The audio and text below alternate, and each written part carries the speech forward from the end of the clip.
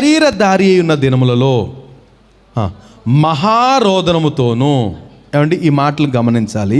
ఇది ప్రభు యొక్క నేచర్ అని చెప్పాలి. భూమి మీద ఆయన ధరించిన ఈ శరీరంలో ఆయన నేచర్ ఎలాగుండేదంటే, శరీరధారి అయిన దినములలో మహారోదనముతోనూ కన్నీళ్లతోనూ తన్ను మరణము నుండి రక్షింపగలవానికి ప్రార్థనలు యాచనలు సమర్పించి భయభక్తులు కలిగి ఉన్నందున ఆయన అంగీకరించబడ్డాడు. ఈ ప్రధాన యాజకుడు తండ్రి అంగీకరించటానికి ఈయన చేసిన పనులు ఏంటంట? మహారోదనముతోను, అంతేనా? రోదనముతోను కన్నీళ్లతోనూ తన్ను మరణము నుండి రక్షింపగలవానికి ప్రార్థనలు చేశారట. మనము ఆరాధిస్తున్న ప్రభువు తండ్రి దగ్గర అంగీకరించబడటానికి మహారోదన. ఏమండి, మహారోదనతో ప్రార్థన చేసిన జ్ఞాపకాలు మనకి ఏమైనా ఉన్నాయా? మహారోదనతో అంటే ఎంతో వేదనతో, అయ్యా నీవు తప్ప నాకు దిక్కు లేదు. యేసుప్రభు అలా చేసేవారటండి ప్రార్థన. ఆయన ప్రార్థనకు ఒలివకుండా ఎందుకు అంత దూరంగా వెళ్ళేవారు చూసాం కదా. మన లాస్ట్ ప్రార్థనలు ఏం చేశాడు ఆయన? చివరి గెత్సెమనే తోటలోకి వెళ్ళినప్పుడు 11 మంది తీసుకెళ్ళాడు. వీళ్ళని ఇక్కడ ఉండమన్నాడు, మిగతా వాళ్ళని ఇంకా 3 లోపల తీసుకెళ్ళాడు, వాళ్ళని అక్కడ ఉండమన్నాడు. రాతివేత దూరం అని తెల్లి అక్కడ ఏం చేశాడంట? దుఃఖపొట్టుకును చింతాక్రాంతుడగుటకును మొదలు పెట్టాను అని ఉంటుంది. సో ఆయన ప్రార్థన స్టైల్ అదండి, ఆయన ప్రార్థన స్టైల్ అది. సో మన ప్రార్థన, ఏకాంత ప్రార్థన ఎలా ఉండాలి? ఏమండి, మన ఏకాంత ప్రార్థన ఎలా ఉండాలి? సో సమాజంలో కూర్చున్నప్పుడు సమయాన్ని బట్టి, పరిస్థితులను బట్టి, మనం ఉన్న ప్రదేశాలను బట్టి they may be silent prayer or విజ్ఞాపన ఉండొచ్చు. కానీ ఏకాంత ప్రార్థన ఎలా ఉండాలి? మహారోదనం అంట. ఎలా ఉండాలి? అదొక ఫైటింగ్, వార్ఫేర్. యాకోబు అందుకే అందరినీ పంపించేశాడు. యబ్బోకు రేవు అవతల ఉండిపోయాడు, వాళ్ళందరూ దాటిచ్చేశాడు. రేవు అవతల వాళ్ళు, ఈయన యాక్షన్ ఏం కనపడదు, చీకటి. ఎవరితో ఫైటింగు? దేవుడు. మనుషులతోనూ దేవునితోనూ పోరాడి గెలిచినవాడు యాకోబు. ఏమండి, ఎంత ఆశీర్వాదమో! ఈరోజు యాకోబు దేవుణ్ణి అంటాడు దేవుడు, రైట్? కనుక యేసుప్రభు యొక్క స్టైల్ మనం గమనిస్తే, ఆయన ప్రార్థన తీరు మనం గమనిస్తే, మనకంటే ముందుగా ఆయన చేసిన ప్రార్థన మనం గమనించాలి. సో ఆయన అడుగుల్లో వెళ్తున్న మనము మన ప్రార్థన ఎలా ఉండాలి అనేది అర్థమవుతుంది. ఎలా ఉండాలంటే silent prayer. Of course some prayers are there. కొన్ని రకాల ప్రార్థనలు ఉన్నాయి. హన్నా ప్రార్థన ఒక రకం. మరి యేసుప్రభు ప్రార్థన చాలామంది అంటారు, హన్నా ప్రార్థన చేస్తుంది, ఎవరికి వినపడకుండా ప్రార్థన చేస్తుంది, లోపలే సనుక్కుంది. వాస్తవమే అది కూడా. What about Jesus Christ? ఏమండి, మహారోదనముతోనూ కన్నీళ్లతోనూ అంటే అన్నీ కరెక్టే దేవుని పరిశుద్ధ గ్రంథంలో. నేను అంటాను, మనము యేసుప్రభు మనకు మాదిరిగా ముందు వెళ్ళినప్పుడు, సమయం సందర్భం వచ్చినప్పుడు, అఫ్కోర్స్ అందుకనే వాక్యం అంటది ఒక మాట. నేను ఈ మాట చెప్పడానికి భయపడతాను ఎప్పుడు కూడా. దేవుని సరే ఎలా మొరపెట్టాలంటేనంట, ఎలా మొదలంటే, యవ్వన కాలంలో స్త్రీ తన భర్తను పోగొట్టుకుంటే, అక్కడ విధవరాలు అనలే, యవ్వన కాలమందు తన భర్తను పోగొట్టుకున్న స్త్రీ అనే అనుకుంటాను నేను. ఒకవేళ ఉంటే ఉండొచ్చు. ఏమండి, యంగ్ ఏజ్లో భర్తను పోగొట్టుకుంటే ఏంటి పరిస్థితి అండి? ఆవిడ ఎలా ఎలాగ మొరపెడుతుంది, ఎలా ఏడుస్తుంది? కర్చీఫ్ ఇవ్వండి, మేకప్ పోతుందేమో అనుకుంటుందా? ఏమండి, నిజంగా మనకు వింటేనే వేదన కలిగిపోద్ది కదా. అందుకే నీ మాట ఉచ్చరించడానికి భయపడతాను నేను.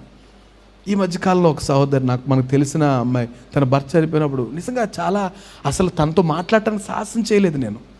తను ఫిజికల్గా కలిసేటంత వరకు, వెళ్ళి పలకరించేంత వరకు, తనతో మాట్లాడటానికి నాకు ఏం మాట చెప్పాలో అర్థం కాలే. ఆ క్షోభకి, ఆ రోదనకి లిమిట్స్ ఉండవు. వాక్యం చెప్తుంది అలాగ ప్రార్థన చేయాలట. దానికి ఎగ్జాంపుల్ ఎవరు? యేసుప్రభు. ఆయన అలాగే ప్రార్థన చేసేవాడు. ఎందుకని? ఆయనకు పిక్చర్ తెలుసు. ఎందుకని?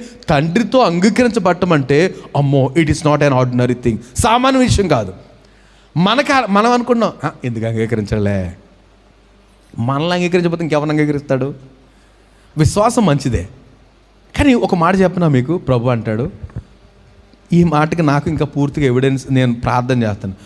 పరలోకము దోచుకొనబడుతుంది అంటున్నాడు, దొంగల చేత దోచుకొనబడుతుందట.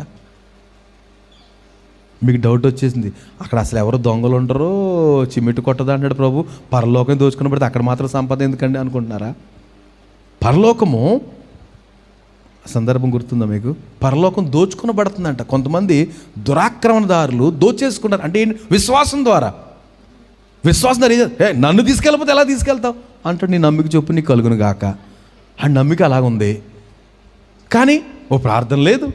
అర్థమైందా? ఈ కొరలోంచి ఆలోచన చేస్తే ఓ ప్రార్థన లేదు, ఓ భక్తి లేదు. నన్ను తీసుకెళ్ళకుండా ఎవరిని తీసుకెళ్తాడండి? అంటే ఏం చేస్తాడు దేవుడు? అంతే కదా. వాడు వెళ్ళిపోయాడా గోడూరికి పరలోకం వెళ్ళాడు ఒకడు. అదే ప్రభు చెప్పిన ఎగ్జాంపుల్లో ఆయన విందుకు పిలిచాడు కదండి.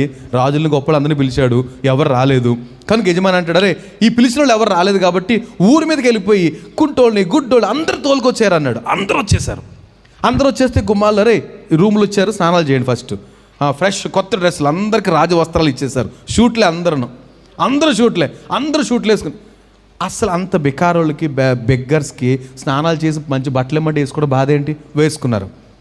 వేసుకుని అందరూ రాజుల్లాగా. అసలు ఎవడెవడో తెలియట్లేదు. అందులో అనిల్ అంబానీ ఎవరో, రవి ఎవరో తెలియదు. అందరూ సేమ్ టు సేమ్ ఒకేలా ఉన్నారు. అందరూ షూట్లో ఉంటే అనిల్ అంబానీకి నాకు తేడా ఉంటుందండి? ఏముంటుంది కదా. అలాగే ఉన్నారు అక్కడ. రాజు నీతి అలా చేశాడు. ఒకడు ఓ బిచ్చగాడు గోడూరికి వచ్చాడంట. పెళ్లి వస్త్రాలు లేకుండా వచ్చేసాడట. ఆడు కొనుక్కోక్కర్లేదండి పెండ్లి వస్త్రాలు, దారిలోంచి రావాలంతే. దారిలోంచి వస్తే ఏం చేస్తారు? క్రమం ఉంటుంది. నువ్వు వచ్చావు నాన్న, ఇల్లు అలాగే ఫస్ట్ బాత్రూమ్ ఖాళీగా ఉంది, ఫ్రెష్ అయ్యి ఇవి బట్టలు ధరించుకుని రా, పక్కన పెర్ఫ్యూమ్స్ కూడా ఉంటాయి, చేసుకుని ఈ క్యాప్ పెట్టుకో, లేకపోతే అందంగా షూ వేసుకో రా. అంతే ఆడు చేయాల్సిన పని. అంత టైం అయిపోతుంది, వచ్చేస్తాను. దారిలోంచి ఎవడు వెళ్తాడరా? కొంతమందికి దారిలో వెళ్ళడం అంటే కష్టం, దొడ్డు దారిలే, అన్నీ గోడ ఉరకడమే. అలాంటి కూడా పరలోకం వెళ్ళిపోయారండి. కానీ దొరికాడు ఈ సహోదరుడు. ఏమంటాడు ప్రభు? సహోదరుడా, ఎలా వచ్చేసావు ఇక్కడికి? పెండ్లి వస్తువులు లేకుండా ఎలా వచ్చేసావు? అందరు దారిలో వస్తున్నారండి. దారిలో లేకపోతే కుదరదు. మనం ఎలాగ బెగ్గర్లను పిలిచారు కదా, బెగ్గర్లను పిలిచాడు. కానీ ఏమి ఇచ్చాడు? వస్త్రాలు ఇచ్చాడు. మనకేమి ఇచ్చాడు? రక్షణ వస్త్రం ఇచ్చాడు, ఉల్లాస వస్త్రం ఇచ్చాడు, బోల్డ్ వస్త్రాలు ఇచ్చాడండి. వాటి అన్నిటితోటి పరలోకం వెళ్ళాలి. నేను ఎప్పుడో తీసానండి, సింపుల్గా ఉంటుంది అనేసి నైట్ చేసుకున్నానండి అంటే కుదరదు. ఈ మధ్యలో అది కూడా డిస్కషన్ జరుగుతుంది కదా, దూర శ్రావణ వీటి ద్వారా. కుదరదు అంటే ఏమైతే వస్త్రాలు ఇచ్చారో ఆ వస్త్రాలు ఇచ్చారు కదా. మనం అందరం ఎలర్ట్గా ఉంటాం, ఏదైనా అకేషన్కి వెళ్ళాలంటే చక్కగా తయారై వెళ్తాం. అలాగే పరలోకాన్ని కూడా సిద్ధపడాలి. గోడూరికి వెళ్ళిపోయినోడు ఉన్నాడు. కనుక మనం గమనిస్తే ఇక్కడ చెప్పిన మాట, యేసు ప్రభు మనకు మాదిరి. కనుక ఆయన క్రమంలోనే వెళ్ళాలి. వెళ్తే మాత్రం ధన్యులం అయిపోతాం. ఇలాగా మహారోదన, కన్నీళ్ళు, ఇంకేంటంట ప్రార్థన, యాచనలు ప్రభు చేసి అంగీకరించబడట.